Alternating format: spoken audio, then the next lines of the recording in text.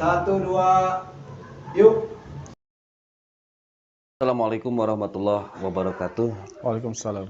Sahabat, berjumpa lagi dengan saya di acara yang memang tidak berbeda dengan yang kemarin.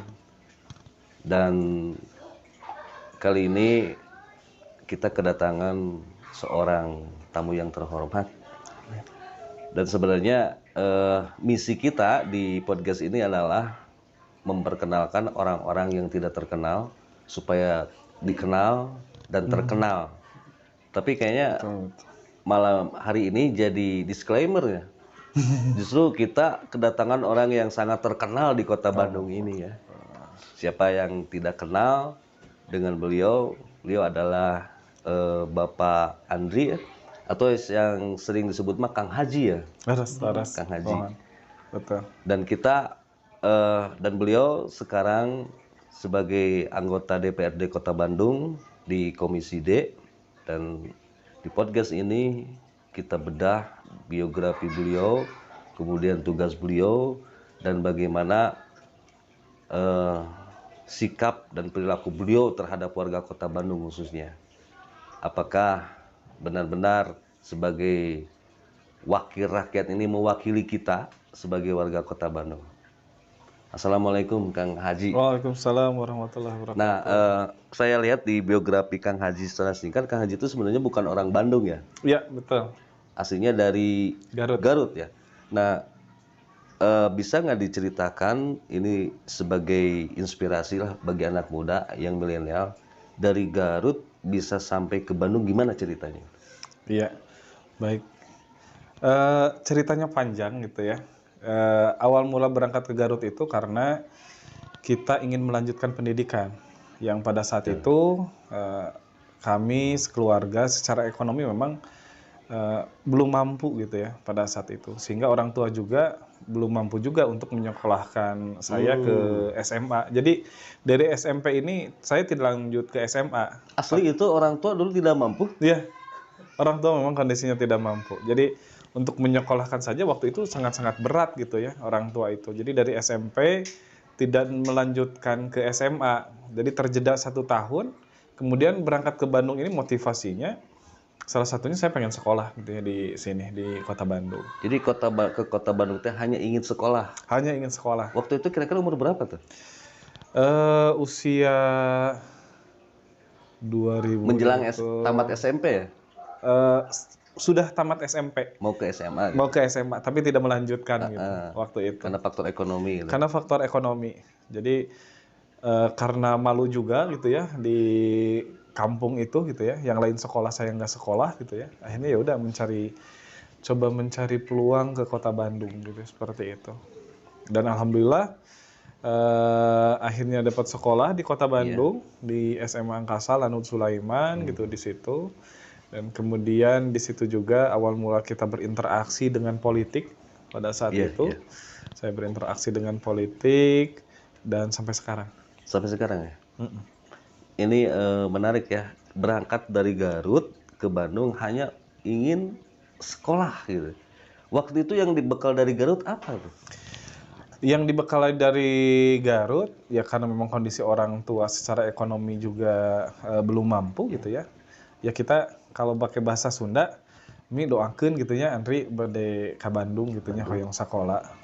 Ya kita hanya minta doa, karena minta uang kan nggak ada. Jadi kita minta doa gitu ya, minta doa orang tua, dan alhamdulillah gitu ya, yang kita minta kan, ya mi kita doakeun teras we Andri teh gitu ya, mudah-mudahan Andri sing lancar, sing seueur nu mikanya mika asih. Dan pesan orang tua itu, ya ujang lamun ujang masih kene hirup masih kene mikiran batur mah tong hariwang gitu. Kecuali mun ujang geus mikiran diri sorangan kedah hariwang berarti kita ada masalah gitu ketika kita hidup hanya untuk diri kita sendiri gitu seperti itu. Waktu itu muda sekali ya. Ya masih remaja lah kalau menjelang SMP ke SMA mah ya. Iya betul. Datang ke Bandung, emang ada saudara di sini?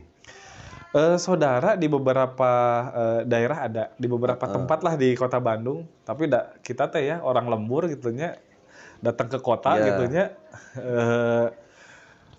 kita tidak terlalu ini tuh saudara-saudara itu justru baru hari ini kita tahu, oh saudara teh ada di Jati Handap. begitu. Oh saudara teh ada yang di Ujung Berung. Oh Mm-mm. saudara teh ada yang di sini gitu kan. Hanya sebatas itu. Nah ketika hari ini ya alhamdulillah ternyata banyak juga saudara yang di Bandung gitu hari ini. Kalau waktu itu kan kita hanya bermodalkan semangat saja. Kemudian berangkat ke kota Bandung, ingin sekolah. Dan waktu itu juga kita berazam gitu ya. Jangan sampai ada masyarakat yang mengalami apa yang kita alami dulu gitu seperti itu. Seperti itu ya. Heeh. Nah ini menarik sekali kalau kita punya niat yang kuat ya, selagi positif insya Allah ya, Allah akan memberikan jalan ya kepada kita selama kita konsisten dan istiqomah. Nah sekarang beliau dari yang sekolahnya SMP itu sempat berhenti dulu ya, tidak dilanjutkan karena faktor ekonomi. Nah sekarang beliau justru menjadi anggota DPRD Kota Bandung. Aduh. Perasaannya sekarang gimana? Perasaannya ada senangnya juga, ada sedihnya juga gitu kan seperti itu. Senangnya hari ini, ya ini mungkin momentum kita bagaimana kita bisa memberikan manfaat sebanyak-banyaknya untuk masyarakat gitu kan seperti itu. Sedihnya jelas ini bukan bukan perkara yang mudah karena semua yang kita lakukan harus kita pertanggungjawabkan. Jadi ketika hari ini kita di DPRD jelas setelah kita disumpah per 5 Agustus 2019 Iya.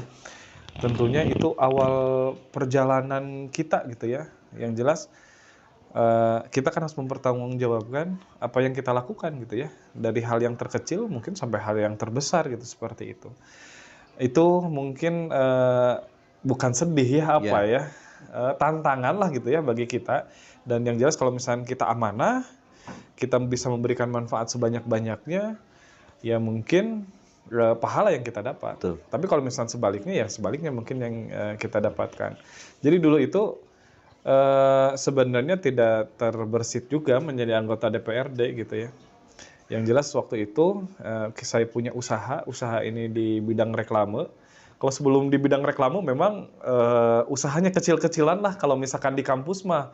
Dari mulai jualan donat gitu ya di kampus gitu ya, kemudian menjual donat sekaligus parfum, donat parfum kerudung, donat parfum kerudung madu gitu ya. Waktu itu prinsipnya kita harus mengupgrade gitu ya. Kita tidak bisa kita jangan terlalu nyaman dengan kondisi kita hari ini gitu ya, dengan usaha kita. Karena manusia mah punya banyak keinginan, berarti kan usaha kita tidak bisa itu-itu aja.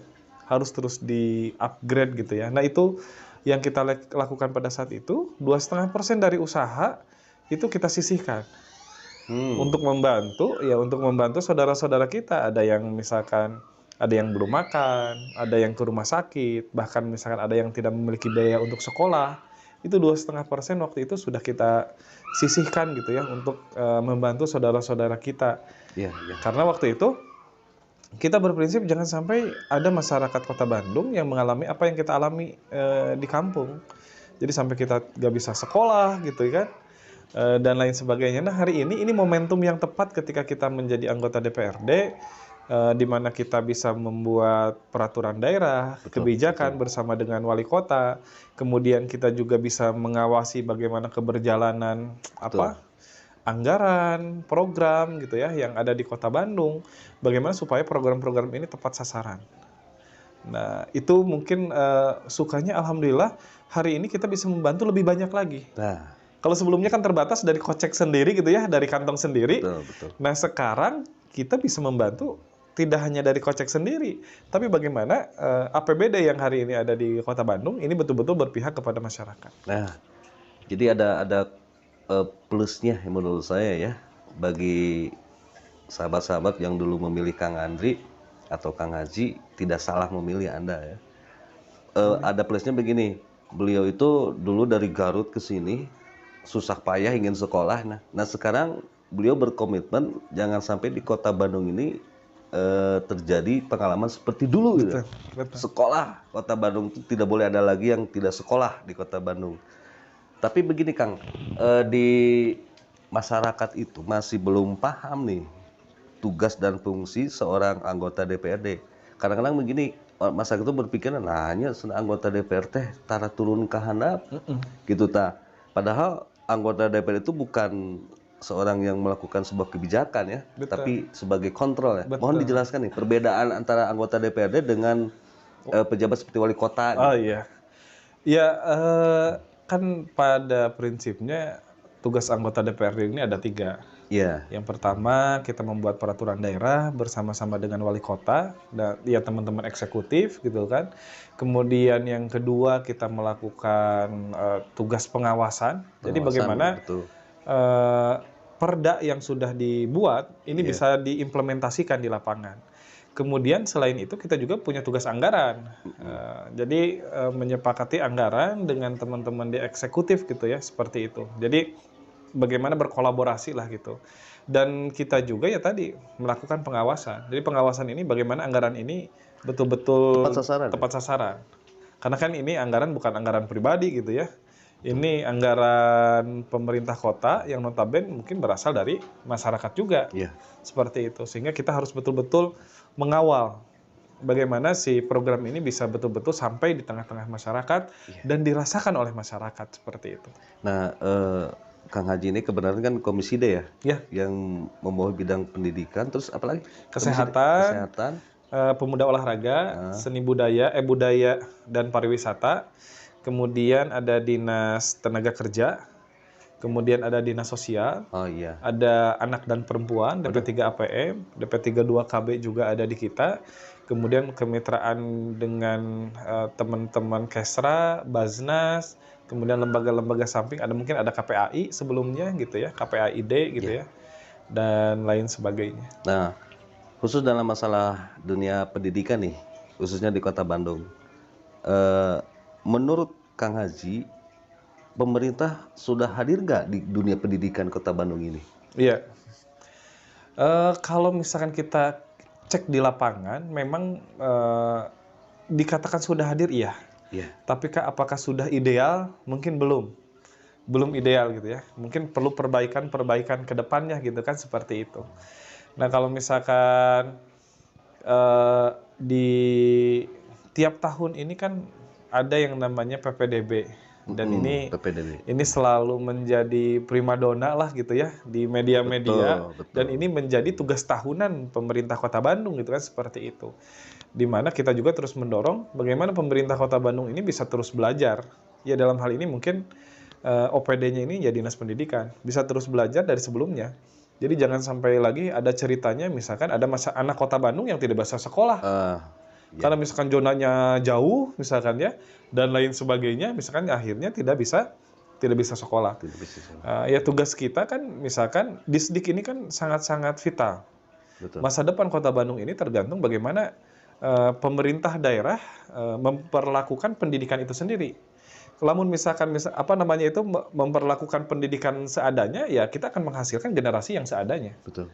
Nah, apalagi mungkin hari ini di masa pandemi hari ini banyak sekali keluhan dari masyarakat. Contohnya, Kang Haji sana, iya teh murang kali anu masak sana pun bojo anu belajar sana kan gitu. Iya, betul. Dan disadari atau tidak, mungkin selama 2 tahun ini anak-anak ini daring yang biasanya berinteraksi dengan guru, berinteraksi dengan teman-teman sekolahnya, hari ini hilang. Misalkan tidak terjadi. Bahkan kita menyampaikan ke teman-teman di Disdik, ini khawatir kita mental anak-anak kita ini tuh kena. Betul. Mental anak-anak kita ini kena. Kalau misalkan kita cek misalkan di handphonenya lebih banyak aplikasi-aplikasi pendidikan atau games. Betul. Kebanyakan ternyata games. Nah, akhirnya kita dorong kan dengan pandemi seperti ini berarti harus ada inovasi. Betul. Inovasi yang tidak bisa misalkan Dinas Pendidikan ini melakukan melakukan rutinitas seperti sebelum pandemi. Hari ini kondisinya sudah tidak sama dengan sebelumnya. Berarti metode, inovasi, kreativitas ini harus difikirkan dengan sangat-sangat serius gitu ya oleh Dinas Pendidikan di Kota Bandung. Tapi alhamdulillah ya kalau di Kota Bandung tingkat ketidaksanggupan masyarakat menyekolahkan anak kayaknya nyaris tidak ada ya sekarang. Ya, betul, nyaris tidak ada. Ya kita juga apresiasi pemerintah Kota Bandung, ada program namanya itu RMP, Rawan Melanjutkan Pendidikan. Jadi untuk anak-anak kita di Kota Bandung yang misalkan belum mampu ini bisa mengakses RMP ini. Karena kan di beberapa pilihan pas masuk ini ada lewat zonasi, lewat RMP, kemudian ada lewat prestasi gitu ya, perpindahan dan lain sebagainya. Tapi selentingan di masyarakat juga sering terdengar masalah kasus jual beli kursi masih ada kayaknya sekarang. Iya. Nah betul. Jadi memang kita pernah beberapa kali mendengar gitu ya, ada isu-isu ada jual beli kursi gitu ya dan lain sebagainya. Nah kita juga confirm gitu ya, confirm langsung ke pemerintah kota ya, ke dinas pendidikan dalam hal ini. Sekarang kan mulai aturan mainnya ini online. Iya betul. Jadi sepertinya mungkin dengan online ini kecil kemungkinan untuk misalkan ada jual beli kursi. Kenapa? Karena semua orang bisa memantau, semua orang bisa melihat gitu ya. Ketika misalkan, kenapa misalkan ini teh yang secara jarak jauh misalkan 10 kilometer, yang 1 kilo nggak masuk, yang 10 kilo masuk misalkan. Padahal jalurnya zonasi kan bisa kelihatan. Kelihatan sekarang. Di masyarakat bisa langsung bisa langsung menyampaikan keberatan di situ. Dan sekarang memang ada kemajuan di PPDB ya. Kalau PPDB sekarang itu kan terpusat ke Disdik ya, Iya, ke betul. dinas langsung. Kalau dulu mah kan masing-masing sekolah punya aplikasi. Betul. Itu pasti masih rawan ya jual beli kursi atau kelas. Tapi kalau sekarang ya alhamdulillah ada perbaikan. Nah, justru yang sekarang persoalannya di tingkat aliyah. Kalau tingkat aliyah masuk ke ranah itu nggak, Pak Haji? SMA, SMK itu kan ada di ada Provinsi di ya? provinsi. Provinsi ya? Iya, ada di provinsi, termasuk aliyah. Oh, Aliyah termasuk gitu aliyah ya. juga ya? Iya, betul. Jadi itu bukan ranah kota Bandung ya? Iya, betul. Tapi kalau misalnya untuk bantuan, kita tetap menitipkan bantuan karena banyak anak-anak Kalau kita Bosda masuk ke SMK SMA masuk nggak? masuk. Ada? Oh, ada Masuk. ya? Jadi kalau misalkan di Kota Bandung ini, yang RMP ini dititipkan juga di provinsi. Oh, Untuk siapa? Untuk anak-anak kita yang dari SMP melanjutkan ke SMA. Walaupun misalkan secara tanggung jawab ini sudah bukan tanggung jawab lagi pemerintah kota gitu ya, SMA, SMK. Tapi ya tadi sebagai bentuk tanggung jawab kita juga dorong pemerintah Kota Bandung. betul. Di 2020 itu kalau nggak salah pemerintah Kota Bandung itu menitipkan sekitar 14.000 kuota. 14.000 kuota ya? Jadi 14.000 kuota tuh kalau misalkan di provinsi itu namanya programnya bukan RMP, tapi KETM. KITM. Keluarga Ekonomi Tidak Mampu. Jadi keluarga ekonomi tidak mampu. Nah, dari 14.000 itu, yang memakai kuota dari 14.000 itu, yang ke SMA di Kota Bandung itu hanya 1.000. Berarti 13.000-nya tidak terserap. Ya. Nah, kita coba confirm juga ke Dinas Pendidikan, ini ada apa gitu ya, dari 14.000 kok hanya 1.000 gitu. Apakah masyarakat Bandung sudah mampu semuanya? Sementara kita di lapangan masih mendengar dan masih banyak masyarakat yang menyampaikan dan juga mengeluhkan gitu terkait dengan ini mahalnya biaya ke swasta gitu ya. Jadi masyarakatnya kalau misalnya nggak ke negeri teh kayak mau kiamat gitu. Iya betul. Aduh ini kalau misalkan kan ke negeri mah sana gratis, ke swasta mah kan harus bayar A, B, C, D dan juga lain sebagainya. Padahal pemerintah Kota Bandung ini sudah menyiapkan tadi RMP tadi, rawan melanjutkan pendidikan, bantuan tadi. Nah sebetulnya ini hanya informasi saja. Makanya kita sangat mengapresiasi nih ada ISTV gitu ya. Mudah-mudahan ini bisa betul-betul menyampaikan informasi ke tengah-tengah masyarakat gitu ya. Yang dimana masyarakat hari ini mungkin untuk informasi itu belum nyampe gitu ya. Betul. Belum nyampe gitu. Tiba-tiba ya kita sampaikan, Ibu, kalaupun ke swasta tetap dibantu, insya Allah Gitu ya? gitu ya, oleh pemerintah kota lewat provinsi gitu yang namanya KETM. KITM ya. KETM. Kalau sekarang kalau di SD SMP ada RMP. Ada RMP. Nah, bagi siswa atau orang tua yang mendapatkan RMP ini, prosedurnya gimana? Atau proses dia mendapatkan RMP itu? Iya, memang proses mendapatkan RMP ini harus dari awal. Jadi komunikasi pas daftar supaya memang di cover dari awal, dari mulai awal masuk sampai misalkan selesai, kan seperti itu. Jadi harus dikonfirm dari awal. Ada survei nggak dari pihak sekolah ke orang tersebut yang mengajukan RMP? Harusnya ada, tapi biasanya surveinya ini random juga gitu ya, karena mungkin saking banyaknya nggak mungkin didatengin satu-satu. Tapi misalkan di random, misalkan beberapa anak atau keluarga dan juga yang lainnya. Tapi begini, maaf dulu Kang Haji, kalau saya ngobrol dengan RT ya, banyak juga kasus yang terjadi orang tua yang anggaplah golongan mampu, tapi dia mendapatkan RMP, bahkan bantuan dari sekolah. Sedangkan orang tua yang betul-betul pengangguran, sulit sekali mendapatkan bantuan dari sekolah. RMP nggak dapat, Itu PKH juga nggak dapat kan. Betul. Nah ini sebetulnya ini fungsi kita. Ini fungsi kita. Bagaimana masyarakat yang tidak mendapatkan haknya itu menyampaikan kepada kita. Oh gitu ya. Menyampaikan aspirasinya kepada kita. Makanya kalau saya sebetulnya Nggak keberatan kalau nanti di akhir acara kontak personnya nggak keberatan. Oh gitu ya. Justru kita semakin banyak PR, semakin banyak masalah yang disampaikan oleh masyarakat, kita semakin senang. Betul, betul. Karena kita akan semakin banyak data, kita punya banyak data yang kemudian itu menjadi bahan kita untuk berkomunikasi dengan dinas-dinas terkait. Ketika misalkan ada yang banyak pengangguran, misalkan di sini nih ada banyak pengangguran, atau di sini tuh ada disabilitas, atau misalnya di sini ini banyak anak-anak putus sekolah. Iya. Nah, sehingga ini tugas kita untuk kembali mengkomunikasikan dengan dinas terkait, atau bahkan ada yang kita eksekusi juga sendiri. Ada yang kita eksekusi sendiri bareng dengan teman-teman komunitas. Betul, betul. Contoh misalkan bagi yang putus sekolah, ada ini karena nggak mampu, akhirnya nggak putus sekolah. Misalkan masyarakat belum mampu, tidak bisa membayar, akhirnya anaknya putus sekolah. Ketika masih di bawah 21 tahun, maka kita bisa mengarahkan si anak ini untuk ikut yang namanya SMA terbuka kalau di SMA. Namanya Smarter. Nah, Smarter ini gratis. Oh gitu ya. Sekolahnya sepekan 2 kali. Kadang kalau misalkan online seperti ini 1 kali, aduh cekap dia Kalau terang di gitu. Bandung Timur itu udah ada? Ada. Di daerah mana tuh? Di Bandung Timur ini ada di Pasir Biru, Oh, ini Pasir di Cibiru Biru ya, di Pasir Biru, di RW 9, di Kang Yana. Nah, Kang Yana ini kemarin sudah ada beberapa lulusan. Jadi si Smarter ini bekerja sama dengan SMA. Iya. Kalau sekarang kalau nggak salah dengan SMA nasional gitu ya, bekerja samanya sebelumnya dengan Langlang Buana. Itu yang khusus bagi Bagi yang putus sekolah. yang putus sekolah ya? Nah, kalau misalkan di atas 21 tahun, berarti harus kita ikut sertakan ke kejar paket. Oh, Smarter itu sama dengan paket B, paket C gitu? Oh enggak. Oh, beda ya? Kalau Smarter itu sama dengan sekolah biasa. Sekolah biasa. Sekolah biasa, cuman waktunya saja. Yang biasanya mungkin kalau di SMA umumnya dari hari Senin sampai hari Jumat atau hari Jadi Sabtu. kayak kuliah karyawan gitu. Nah, kayak kelas karyawan. Kelas karyawan. Ya. Atau abdi oge sok ngemut. Aduh, cet tarang kieu mah abdi ka Bungkur sakola teh di dieu cet saminggu sakali. Iya benar. Benar.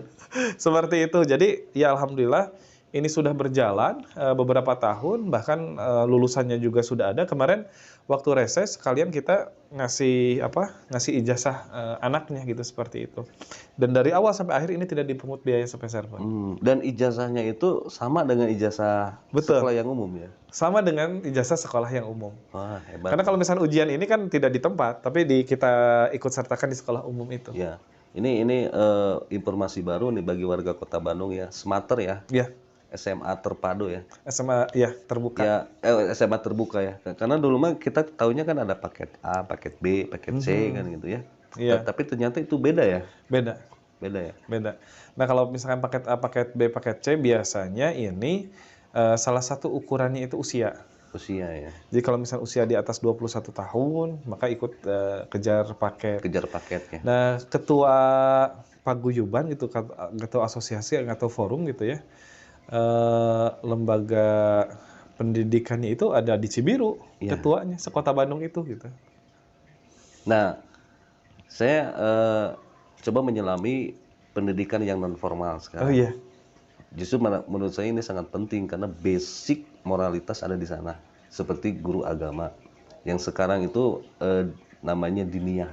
Iya betul. Nah, kayaknya diniyah itu sekarang kurang mendapatkan perhatian tuh dari pemerintah. Betul.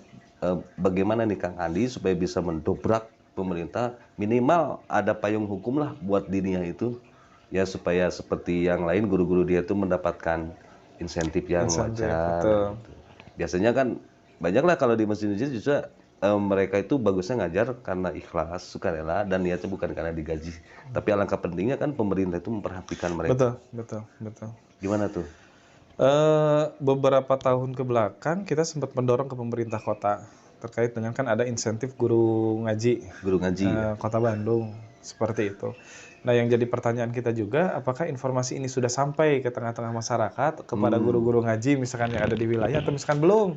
Iya, Nah, iya. kalau misalkan yang belum, nah ini pentingnya gitu ya, apa namanya itu, kita menyerap sebanyak-banyaknya aspirasi dari Betul. masyarakat. Dan ini yang jelas terus kita perjuangkan juga gitu ya di teman-teman DPRD. Kalau misalkan kita lihat wali kota hari ini, apalagi dengan visinya Bandung unggul, nyaman, sejahtera, dan juga agamis, tentunya harusnya ini menjadi salah satu program Betul, yang betul. menjadi prioritas seperti itu.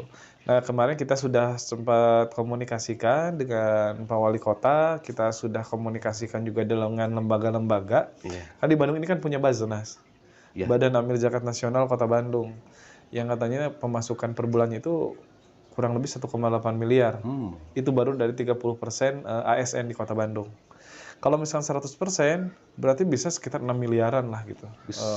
Dan itu ya harus habis dalam, kalau menurut saya gitu ya, ini anggaran ini harus habis dalam 1 bulan. Hmm, Karena kan ini mah, kalau yang namanya zakat makan bukan pilihan, tapi wajib kita ambil. Nah itu betul, kan perintah betul, Qur'annya betul. seperti itu. Jadi kalau misalnya 100% ASN Kota Bandung misalkan membayar zakatnya, ini luar biasa. Ini bisa menjadi program, misalnya salah satunya mungkin tadi untuk guru ngaji, untuk marbot masjid, misalkan, dan lain Iya, sebagainya. Nah, yang jelas ini menjadi concern kita. Bahkan kemarin itu ada yang menarik gitu ya. Kita kadang luput gitu ya dari pembahasan kita terkait dengan saudara-saudara kita yang disabilitas. nah, Di Kota disabilitas. Bandung ini ada sekitar 1.700 anak-anak disabilitas yang tentunya mereka juga mendapatkan hak yang sama. Jadi antara disabilitas dan non-disabilitas harusnya mendapatkan hak yang sama Betul. terkait dengan fasilitas umum, pendidikan, kemudian Kesehatan. kesehatan, kerja, dan lain sebagainya. Walaupun memang tidak semuanya disabilitas bisa bekerja atau bisa sekolah. Kan ada apa namanya itu? Ada kekhususan gitu ya, ada kekhususan, ada yang mungkin masih bisa menangkap, masih Iya, bisa apa namanya itu, masih mampu gitu ya menerima pelajaran dan lain sebagainya. Jadi dari 1.700 itu ya ada dipilah-pilah lagi gitu. Tapi ini kita suarakan, ini kita sampaikan di DPRD ketika kemarin kita ekspos dengan teman-teman dinas pendidikan, iya. dengan teman-teman dinas kesehatan, bahwasanya di Kota Bandung ini ada gitu. Dan mereka itu menjadi tanggung jawab kita. Bahkan ketika misalkan dulu sempat ada launching sekolah inklusi Betul, betul. untuk anak-anak berkebutuhan khusus, ya kata kita tuh kenapa enggak misalkan tidak mesti di setiap sekolah, tapi ada keterwakilan di setiap wilayah. Misalkan ini Bandung Timur ini wilayah 4, ada keterwakilannya, ada sekolahnya, atau misalkan ada research center gitu di situ, Betul, betul. khusus untuk anak-anak disabilitas. Disabilitas ya. Walaupun memang SLB ini kan wewenangnya tetap ada di provinsi Iya, juga. betul, betul. Provinsi ya. Ada di provinsi. Nah ini kemarin yang kita perjuangkan juga ya di DPRD Kota Bandung terkait dengan hak-hak disabilitas. Terkait dengan infrastruktur untuk disabilitas ini kemungkinan besar mahal. Yang namanya adil itu kan tidak melihat nominal, Iya, tapi bagaimana semuanya bisa terfasilitasi. iya. Seperti itu. Ya bagus sekali ya. Apalagi kalau orang seperti Kang Haji ini ya ada di DPRD, apalagi kalau banyak rekan ya. Wah, Amin, amin ya jadi Allah ya banyak Rabbal yang alamin. satu suara betul-betul ingin Betul. membantu masyarakat. Kayaknya tidak akan lagi lah kita menemukan adanya ketimpangan, anggaran yang salah sasaran. Insya Allah terus dikontrol ya. Betul, betul. Nah sekarang berhubung kepada kesehatan nih. Ya, Saya juga sering menemukan kasus di lapangan orang yang betul-betul tidak mampu, ya, betul-betul tidak mampu dan dia tidak punya BPJS ya, KIS kalau sekarang KIS ya, itu, betul. karena dia tidak kerja di instansi jadi tidak punya juga KIS ketenagakerjaan atau KIS yang dibantu oleh pemerintah ya. Kemudian masuk IGD kadang-kadang lama di IGD, gak lama kemudian disuruh pulang lagi, Ya, tidak bisa dirawat. betul. Nah persoalan itu bagaimana nih menyikapi nih Bapak sebagai anggota DPRD untuk menyuarakan ini supaya tidak lagi terjadi di Kota Bandung? Iya. Yang pertama, memang ini kita selalu menyampaikan, ini semua informasi di kota ini harus sampai ke grassroots, Iya betul. sampai ke tataran RT RW gitu dan lain sebagainya. Nah, kasus-kasus seperti tadi memang kita juga sering menemukan di lapangan. Iya. Padahal Kota Bandung sendiri kita punya program namanya UHC, Universal Health Coverage, yang dikerjasamakan antara pemerintah Kota Bandung dengan BPJS di tahun 2017. Betul. Jadi kalau di Bandung Raya ini mungkin baru Kota Bandung yang memiliki program ini. Program ini untuk siapa? Untuk seluruh masyarakat Kota Bandung, baik yang mampu ataupun yang belum tidak. mampu. Oh gitu ya? Iya, tapi kelasnya ini kelas 3. Kelas 3 ya? Iya, kelasnya kelas 3. Dan mungkin lebih baik lagi kalau misalkan yang belum memiliki BPJS tadi. BPJS. Nah, apalagi misalnya masyarakat yang tidak memiliki BPJS, kemudian dia sakit, ya ketika misalkan dia datang ke rumah sakit itu sampaikan kalau misalkan dia itu mau memakai UHC. UHC. Cukup misalkan KTP rangkap 2, kemudian KK rangkap 2. Ketika masyarakat misalkan kan masyarakat juga tidak semuanya mungkin bisa mencerna informasi yang ada di Kota Bandung.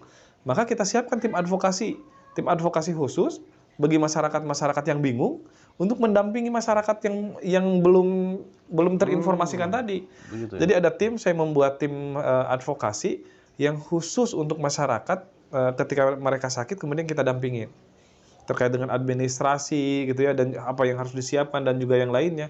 Kadang kan dulu mah masyarakatnya kaweur, upami teu damang tekagungan artos ke rumah sakit anu dicanak teh surat tanah, BPKB, STNK dan lain sebagainya. Justru hari ini lebih mudah dan kita berharap memang struktur pemerintahan yang ada di wilayah seperti kecamatan, kelurahan ini menginformasikan ini ke RT RW. Nah, begitupun dari RT RW menginformasikan ke warganya atau misalnya dari puskesmas setempat menginformasikan ke warganya. Makanya saya berharap mungkin IAS TV ini ke depan ini bisa mengundang juga nih dari puskesmas. Ibu bisa, seperti betul apa ya. misalkan ini OHC ini. Atau misalkan ya kita terkait dengan sosial kita bisa undang juga kelurahan kecamatan. Ini bagaimana yang tidak mendapatkan PKH dan lain sebagainya.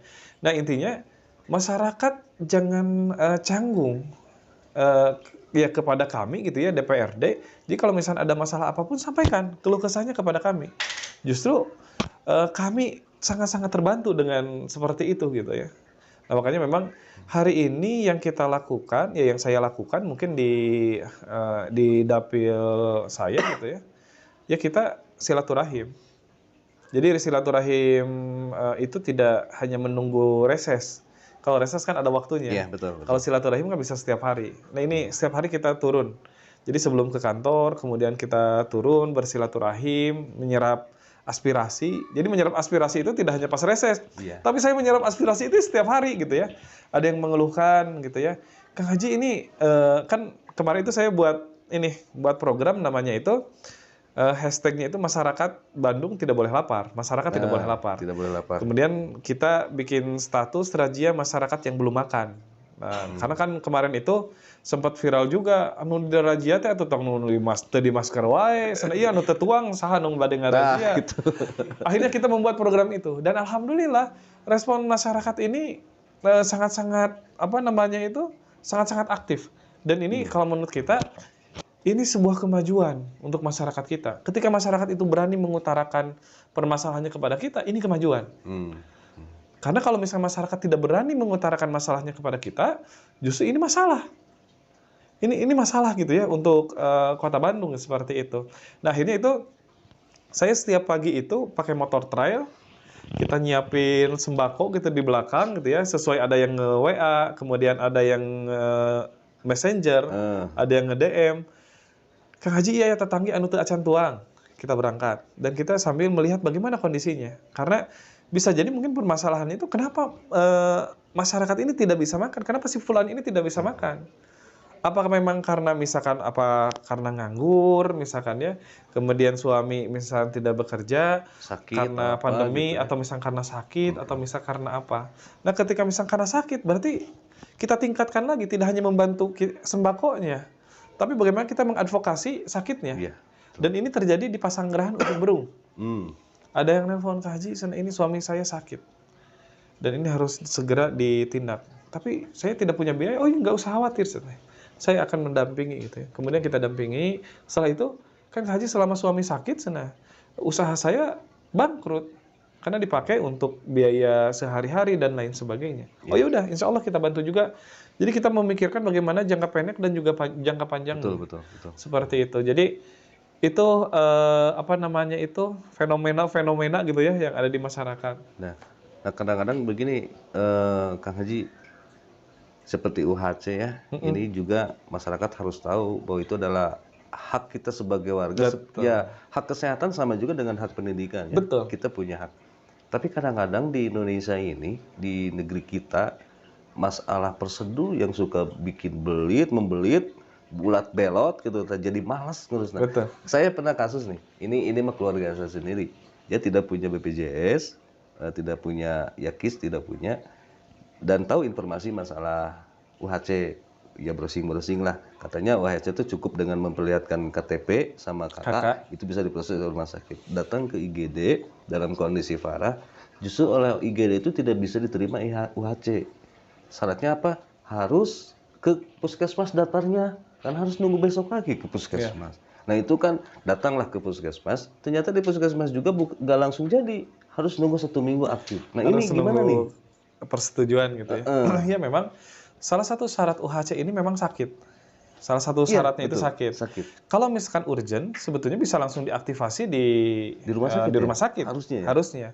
Nah makanya di sini karena masyarakat mungkin belum paham, kemudian mereka itu bingung. Saya teh harus minta bantuan kepada siapa? Orang teh kedah muntang kasaha gitu dan lain sebagainya. Betul. Nah makanya mungkin di ISTV ini bagi masyarakat misalkan yang kesulitan misalkan untuk hal-hal tersebut terkait dengan pelayanan, aktivasi UHC, hubungi kami gitu ya. Kami insya Allah siap 24 jam gitu ya.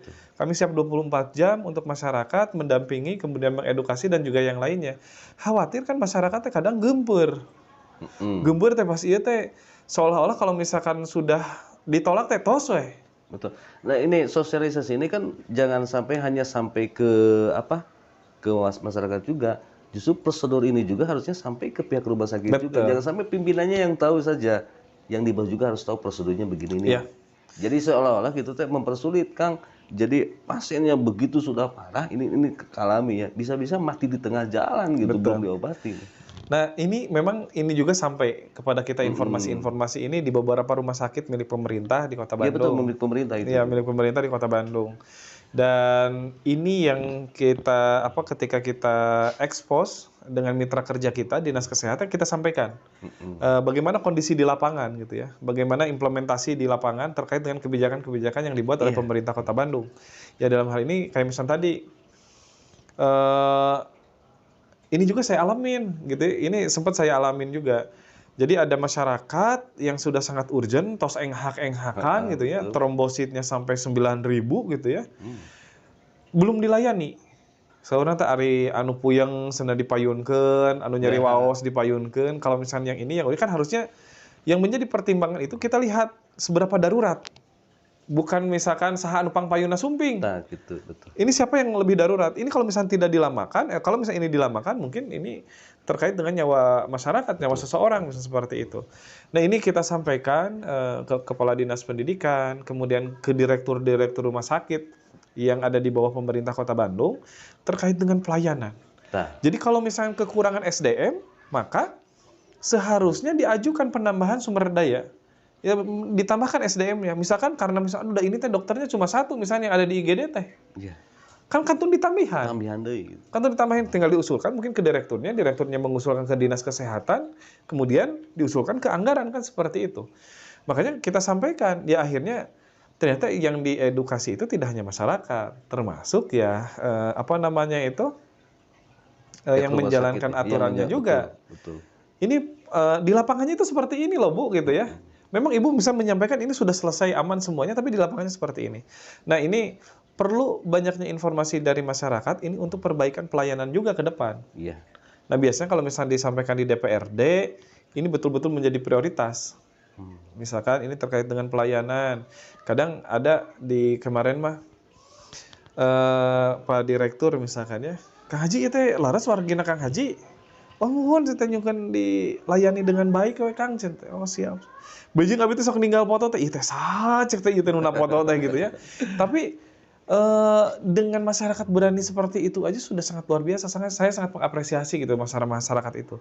Bisa jadi mungkin karena mereka itu sudah bingung, da bade ngangkenkeun misalkan abdi teh raina Pak Jokowi, oh maknya raina orang Sunda misalkan kan, moal percantan. Tapi abdi yeuna wargina Kang Haji Andri, oh Kang Haji Andri memang leres. Pernah nggak Kang ngajak dinas terkait lah gitu, dinas terkait yuk kita lihat di lapangan yang sebenarnya terjadi ya masalah prosedur itu. Pernah nggak ngajak dinas terkait sidak gitu ke rumah sakit Ya. tersebut? Ya tentunya kami di Komisi D ini kan sudah menjadi program kami gitu ya terkait dengan sidak gitu ya, terkait dengan kebijakan dan juga lain sebagainya.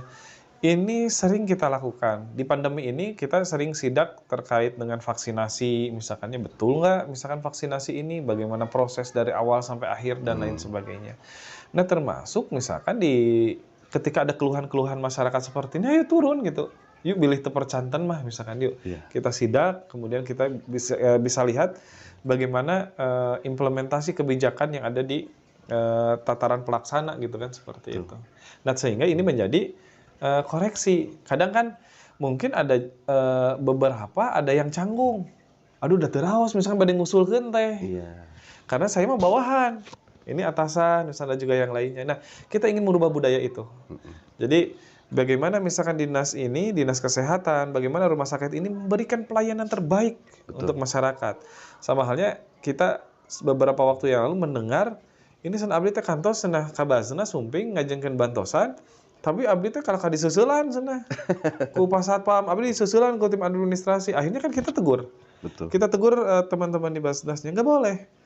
Jadi masyarakat itu tidak boleh dipermalukan di depan umum karena ini hak masyarakat kan jelas ada 8 asnaf misalkan yang berhak mendapatkan zakat. Yeah. Kalau misalnya si ibu ini memenuhi ya bantu. Kalau misalnya tidak ya edukasi jelaskan seperti itu. Dan alhamdulillah saya lihat sekarang kan kepengurusannya baru nih Basnas juga. Sekarang sudah baik. Alhamdulillah sudah baik. Jadi sudah tidak ada keluhan-keluhan dari masyarakat gitu ya. Termasuk mungkin di rumah sakit di sini. Rumah sakit milik pemerintah. Sekarang mungkin kita sudah sangat minim lah ada masyarakat yang curhat terkait dengan pelayanan dan juga yang lainnya. Tapi kalaupun ada gitu ya, ini masyarakat yang misalkan hari ini melihat di STV ini, sampaikan langsung kepada kami atau ke teman-teman di STV. Tinggal sampaikan siapa namanya, di mana alamatnya, nomor kontaknya, biar kita nanti bisa menghubungi. Kayak misalnya tadi saya waktu berangkat ke sini, ada teman dari Majalengka yang menyampaikan, Kang Haji ini ada yang sangat-sangat urgent. Ini menyebar di grup 212 di Majalengka. Katanya itu ada seorang perempuan mau menjual diri karena anaknya ini sakit, tidak ada biaya, suaminya meninggal, orang tuanya meninggal. Cek abdi teh, nya gitu iya teh. Ayo nomor teleponan, ditelepon kok abdi teh sepanjang jalan sepanjang kesini kok abdi teleponan. Ternyata di reject terus. Oh, saya iya mah jiga nama modus. Soalnya ya saya sampaikan ke teman yang di Majalengka, lur teh. Iya teh kecamatan yang saya, cuma beda kelurahan. Dan sebetulnya kalau misalnya masyarakat yang sudah tahu kita, pasti menghubungi langsung ke kita. Misalkan ada tetangganya dan juga yang lainnya, Kang Haji iya. Aya nu bade ngalahirkeun. Nah, sempat istri mah nya tabuh 2 aya nu WA. Kang Haji iya abdi teh bade ngalahirkeun kumaha? Cek bojo teh, ieu teh saha sih jual bade ngalahirkeun. Da abi mah geus bidan. Akhirnya kita sampaikan dan alhamdulillah istri sudah mulai terbiasa ya. Alhamdulillah kata kita tuh nomor kita akan kita berikan ke seluruh masyarakat Kota Bandung tanpa terkecuali gitu kan.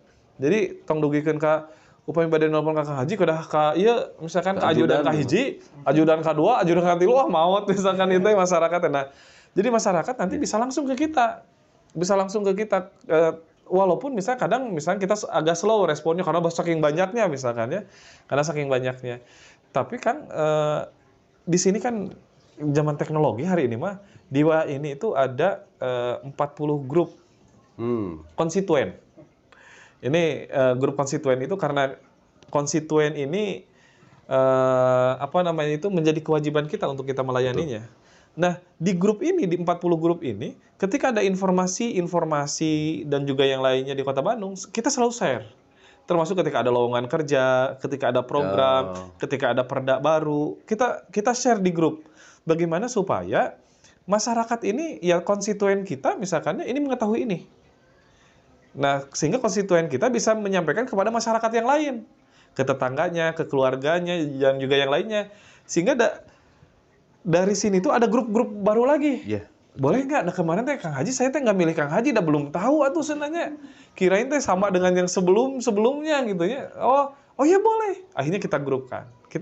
Akhirnya sekarang hampir di tiap kecamatan ada grupnya. Iya. Bahkan di luar dapil juga ada.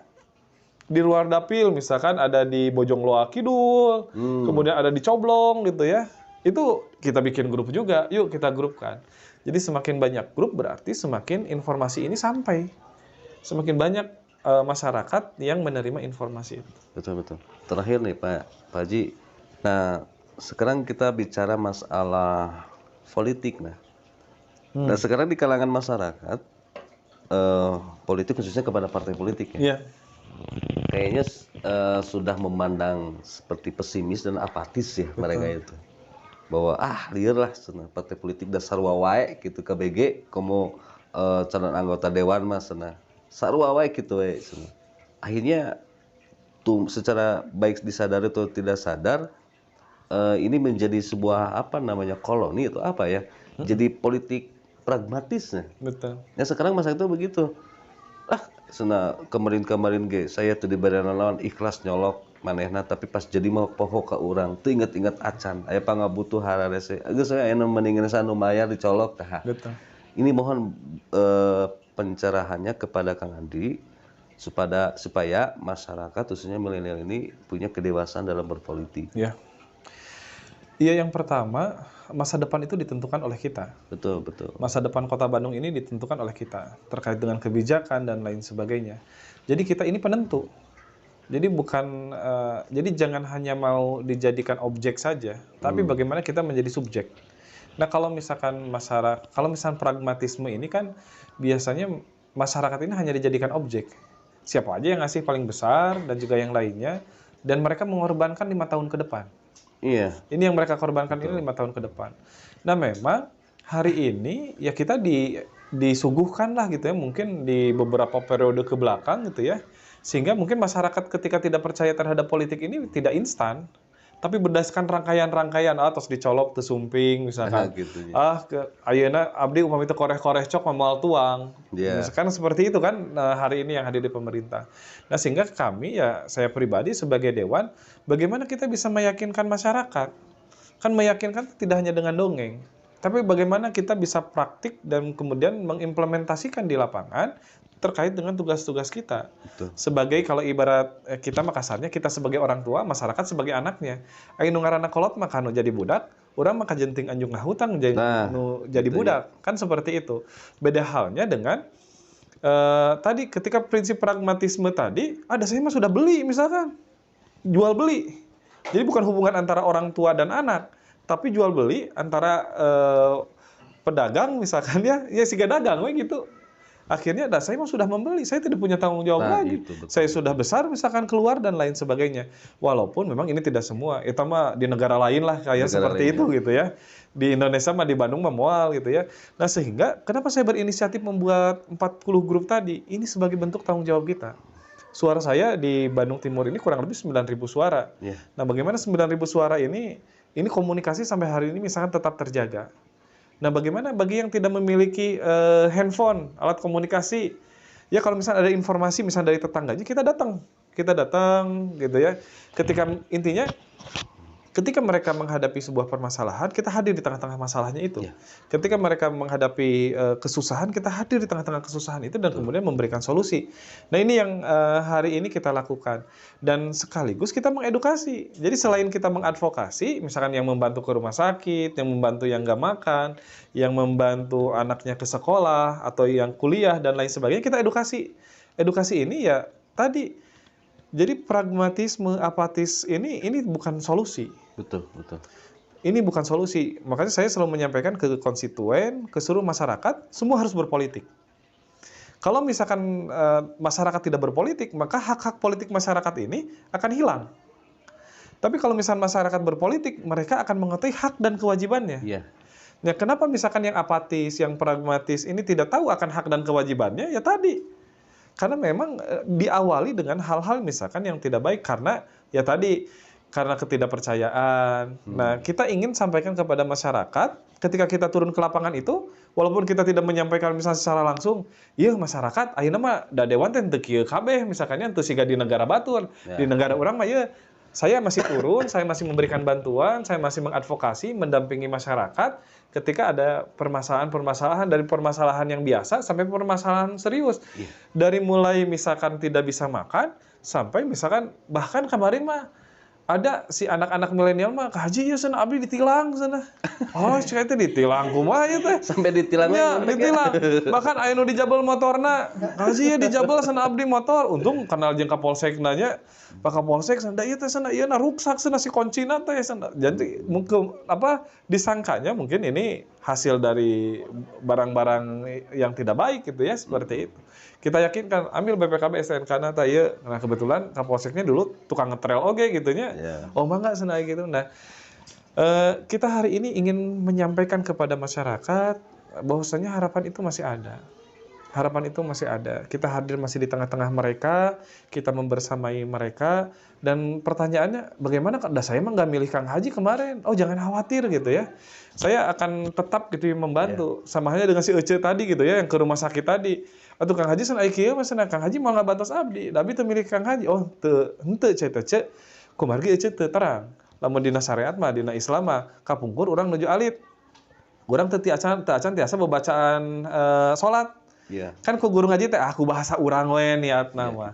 Baca-bacana mah ngadoa ku bahasa urang we teu kudu ku bahasa ituna. Tapi ketika misalkan kita sudah tahu tentang hukum itu, maka itu sudah menjadi wajib. Maka ke si Ece tadi kita edukasi, kita sampaikan. Saya akan tetap membantu. Betul. Tapi tugas Ece harus mengedukasi ke tetangganya. Bahwasanya ketika misalkan ada momentum pencoblosan, momentum demokrasi itu, Ece itu tetangga sedang menentukan siapa yang akan menjadi orang tua kita selama 5 tahun ke depan, siapa yang akan bertanggung jawab selama 5 tahun ke depan. Jadi hari ini akan tetap kita bantu, karena tacan uninga. Nah, ai cek si Ece teh nya sana Kang Haji ke 2024 abdi milih Kang Haji. Ai sur abdi teh ya upami ka umuran cek abdi teh. Tapi yang paling penting mah bagaimana Ece ini mengedukasi semua warga yang ditemui. Mun keumuran ya kedah we eta mah. Nah itu Kang. Jadi justru hari ini ada doktrin-doktrin yang menurut saya pribadi ini yang keliru di tengah-tengah masyarakat. Ada yang selalu menyampaikan ada politik mah kotor. Ya, iya betul. Ada ya beberapa Politik itu orang. kotor, ya. Politik itu kotor. Politik itu panggung sandiwara. Hari ini jadi teman, besok jadi lawan. Hari ini lawan, besok jadi teman. Tidak ada musuh abadi gitu. Tidak ada musuh abadi, yang ada kepentingan abadi. Nah. Itu yang selalu didoktrinkan. Sehingga anak-anak milenial malas untuk berpolitik, masyarakat malas untuk berpolitik. Naon atuh papolitikan? Seperti abdi kuliah. Ada salah satu dosen, profesor. Cek si profesor teh saya mah tidak mau masuk ke politik sana. Politik mau loba dosana sana. Cek saya teh emang anu teu berpolitik teu punya dosa. Punya banyak dosanya sana. Kalau membahas perda sana per titik koma ini ada harganya sana. Cek manehanana teh nya. Kemudian sana belum sana mengambil hak masyarakat dan juga yang lainnya. Nah, berarti kan jangankan level masyarakat awam yang belum terbuka terkait dengan komunikasi informasi. Ini selevel profesor. Surabaya teh Prof, mohon maaf teh. Tidak semuanya seperti itu. Dan karena pemikiran profesor yang seperti itu, hari ini kita berjuang sendiri hari ini di DPRD. Gak ada teman ya? Gak ada teman. Harusnya orang-orang yang paham seperti profesor ini menjadi anggota DPRD sehingga paham terkait dengan aturan, bagaimana membuat kebijakan dan lain sebagainya. Si profesor tenaros. Anda siapa sana?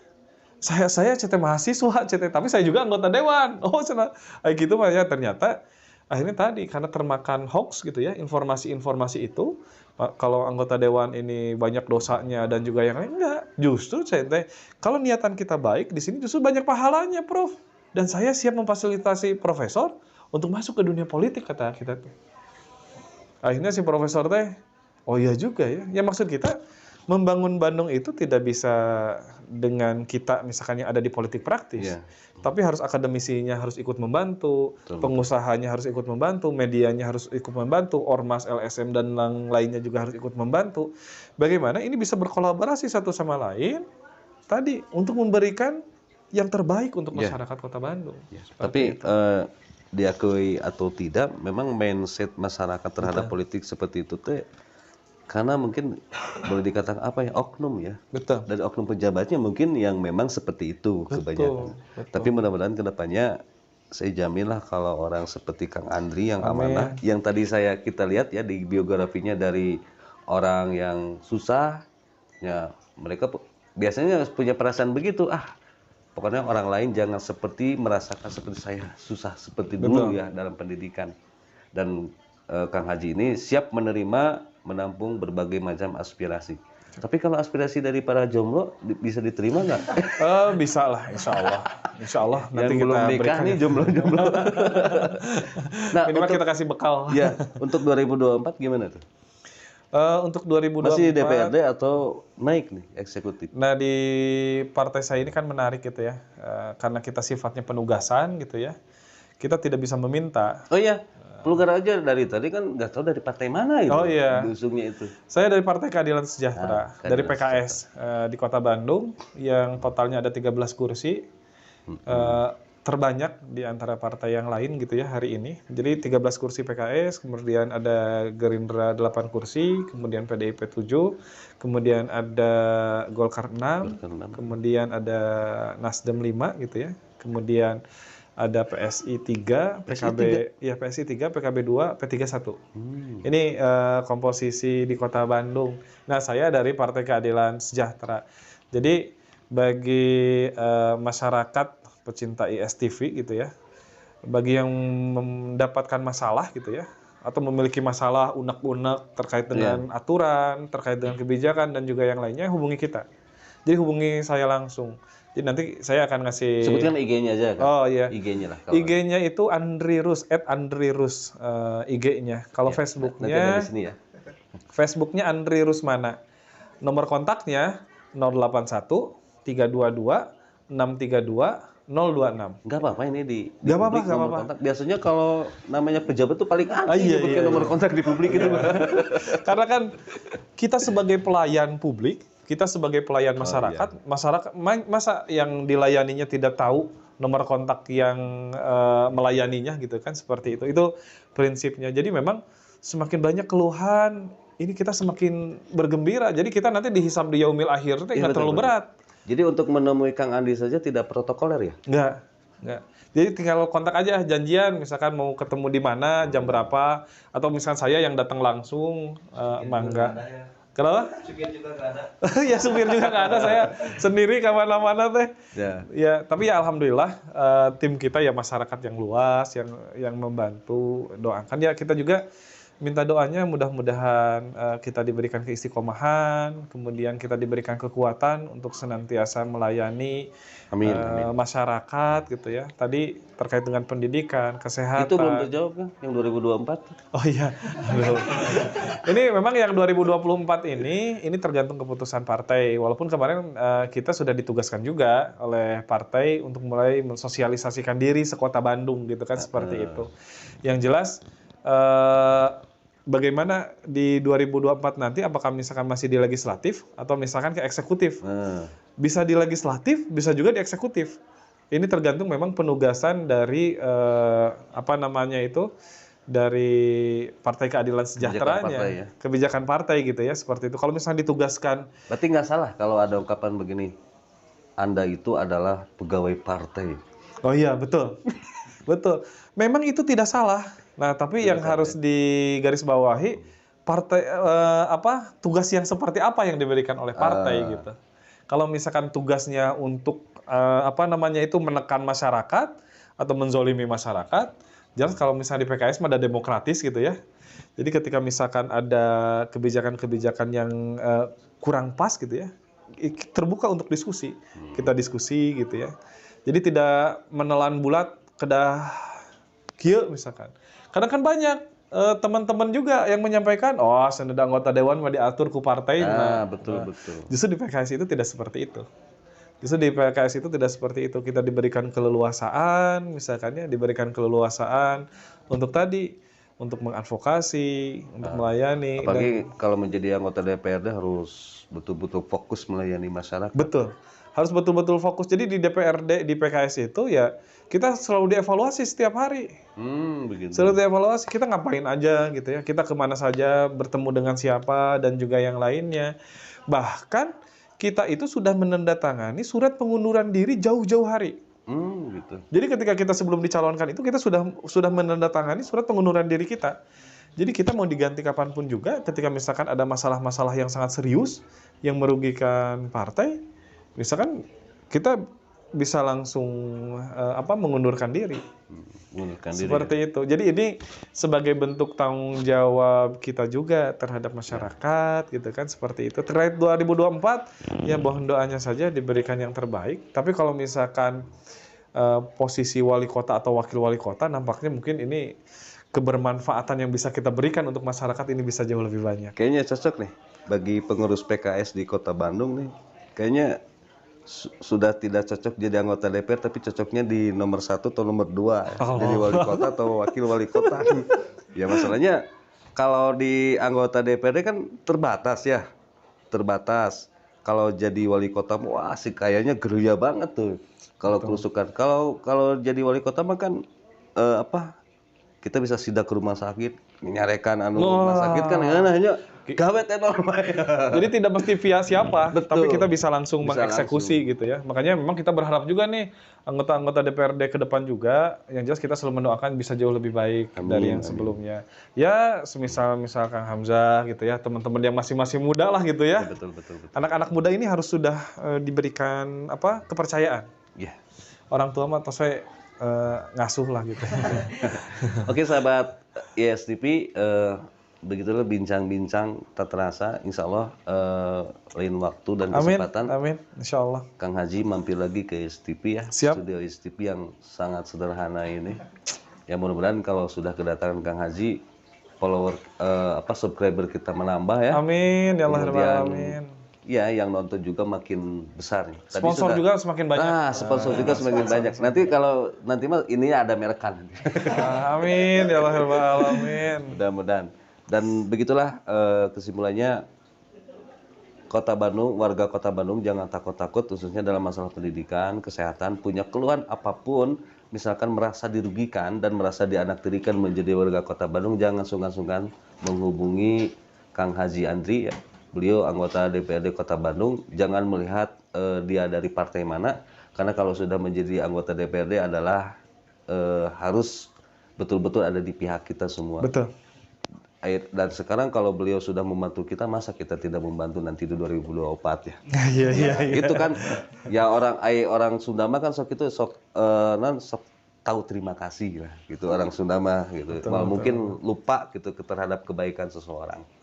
Nah, jadi untuk 2024 nanti ya bagi para milenial jangan melihat partainya dan sekarang, malah misi-visi partai semuanya juga bagus. Betul. Tapi orang yang ada di partainya itu kompeten enggak? Betul. Untuk menerima aspirasi dari kita, membantu kita. Nah, itu yang paling penting. Jangan lihat lagi partai, tapi lihat siapa orang yang akan kita usung dan yang akan kita pilih. Jangan sampai kita terus-terusan menyesal 5 tahun yang akan datang dan seterusnya begini aja nggak ada perubahan. Beda kieu wae eta. Nah, bagi kita sakedik weh kang warga Kota Bandung bagi Kang Haji. Iya. Ya, warga Kota Bandung yang saya cintai dan saya banggakan, tentunya perlu adanya kolaborasi antara semua pihak. Kami di legislatif, kemudian ada teman-teman di eksekutif juga, kemudian ada masyarakat. Kita ingin ke depan bagaimana kolaborasi ini berjalan dengan baik. Jadi bagaimana masyarakat Kota Bandung ini sudah tidak canggung lagi gitu ya untuk mengutarakan masukan, untuk mengutarakan keluhan kan. Betul. Tidak hanya keluhan yang disampaikan, termasuk mungkin masukan, inovasi. Ini sangat dibutuhkan dan kolaborasi ini sangat penting. Dan bagi masyarakat Bandung yang mendapatkan yang dihadapkan dengan permasalahan, mohon hubungi kami gitu segera gitu ya. Permasalahan apapun itu, baik infrastruktur misalkan yang ada di wilayahnya, atau misalkan masalah-masalah pelayanan dan lain sebagainya, sampaikan kepada kami. Jadi semakin banyak masukan kepada kami, maka perbaikan Kota Bandung ke depan ini bisa jadi semakin baik. Bandung ke depan kita berharap menjadi Bandung yang aman untuk seluruh masyarakatnya, Bandung yang nyaman untuk seluruh masyarakatnya. Bagaimana masyarakat Kota Bandung ini betul-betul merasakan hadir bahwasanya mereka menjadi bagian dari Kota Bandung. Betul. Insya Allah. Itu mungkin yang bisa disampaikan. Sekali lagi terima kasih banyak ke ISTV.